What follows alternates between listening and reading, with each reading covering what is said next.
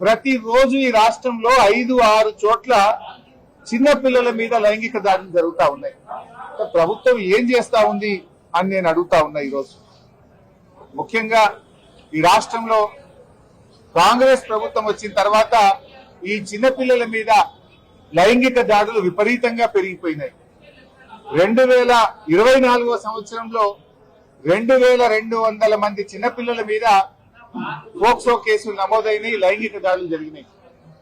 2025 సంవత్సరంలో ప్రభుత్వం కనీసం చర్యలు తీసుకుంటే తగ్గలే.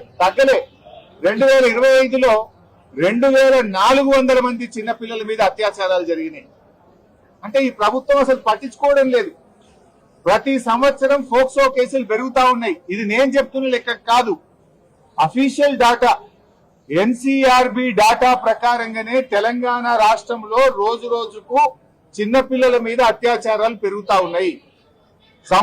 సంవత్సరానికి కేసులు పెరుగుతా ఉన్నాయి. అంటే ఈ ప్రభుత్వం పట్టించుకోవడం లేదు. ఆనాడు కేసీఆర్ గారు ప్రత్యేకంగా మహిళల కోసం ఒక అడిషనల్ డీజీ ర్యాంకులో ఉమెన్ వింగ్ ను పెట్టి, షీ టీమ్స్ ను పెట్టి అనేక చర్యలు తీసుకున్నారు. ప్రతి జిల్లాలో కూడా భద్రతా టీమ్స్ పెట్టారు. కానీ ఈ ప్రభుత్వం దాన్ని నిర్లక్ష్యం చేసింది. ఇవాళ ఉమెన్స్ వింగ్ కు అడిషనల్ డీజీగా ఉన్న వ్యక్తికే సిఐడి ఇన్ఛార్జ్ ఇచ్చారు, ఏసీబీ ఇన్ఛార్జ్ ఇచ్చారు. ఇంకా వారు మహిళల గురించి, చిన్నపిల్లల గురించి ఆలోచించాలా? ఏసీబీ పనిచేయాలనా, సిఐడి పనిచేయాలనా? ఒక అధికారికి మూడు ప్రధానమైనటువంటి కీలకమైన బాధ్యతలు పెట్టడం వల్ల ఎక్కడో ఫోకస్ మిస్ అవుతా ఉంది. రోజు రోజుకు కేసులు పెరుగుతున్నటువంటి పరిస్థితి ఉన్నది. ఇవాళ ఈ రాష్ట్రంలో పరిస్థితి లా అండ్ ఆర్డర్ పూర్తిగా కుప్పకూలిపోయింది.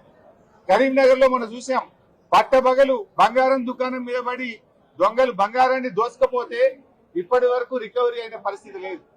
హైదరాబాద్ నడిబొట్టున అడిషనల్ డీజీపీ వినయ్ రంజన్ రే గారి ఇంటిలో అర్ధరాత్రి ఆయన భార్యను చంపి నగలతో ఉడాయిస్తే ఇయాలటి వరకు వాళ్ళని పట్టించుకున్నది, దొంగల్ని పట్టుకున్నది లేదు, రికవరీ అయింది లేదు.